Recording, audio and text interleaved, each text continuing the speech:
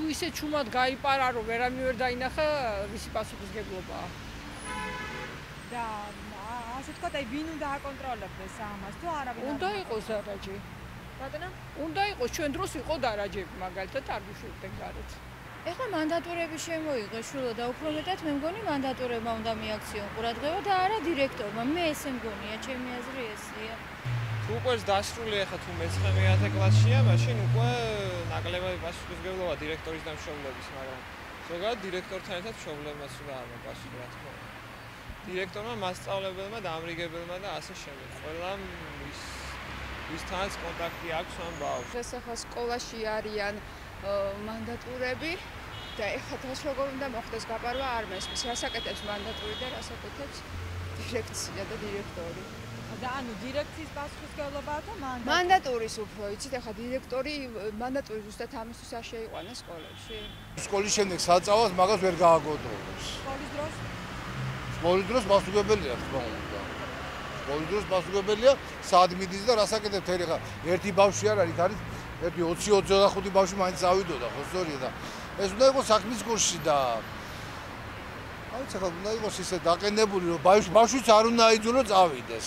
თუ ეს რაღაცა ისეთი მიზეზია, რაც ოჯახის მდგომარეობასთან არის დაკავშირებული, მაშინ რა თქმა უნდა ეს მშობლის პასუხისმგებლობაა პირველ რიგში, რომ ბავშვს ასწავლოს, რომ ესეთი შემთხვევა არ უნდა მოხდეს. მაგრამ ზოგადად რა თქმა უნდა, როდესაც ბავშვი სკოლაშია, ეს მის ყოფლიანად სკოლის პასუხისმგებლობაა კონკრეტულ პიროვნებაზე ვერ იტყვი აქ, იგივე შეიძლება ითქვას მასწავლებელზე, ანუ ამას უნდა აკონტროლებდეს მთლიანად სისტემა და არა მხოლოდ ერთი პიროვნება კონკრეტულად, ჩემი აზრით. ну რა ვიცი, რაღაც დონეზე ალბათ არის დირექტორის პასუხისმგებლობის საკითხიც. რატომ? ანუ არ არის ალბათ ესეთი პირობები შექმნილი სკოლაში, რომ ვერ გაიპაროს.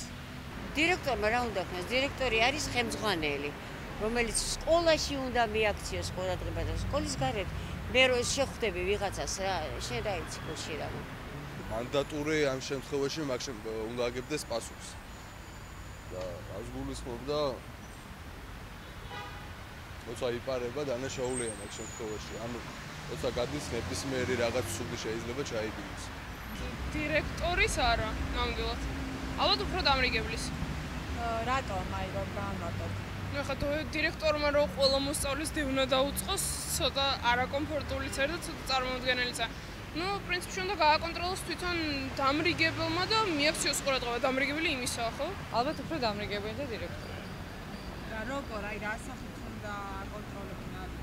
უნდა აკონტროლდეს თვითონ სკოლის შიგნით, უნდა იყოს წესრიგი და იმის კონტროლი, ანუ იგივე გასასვლელის მომენტი, რომ თქვა ბავშვი სკოლის ტერიტორიას რო ტოვებს, ეს კონტროლირებადი იყოს და მშობელმა იცოდეს მისი შვილი სად იმყოფება, რომ მიყავს და სკოლაში რო ტოვებს, ალბათ სკოლაში უნდა იყოს.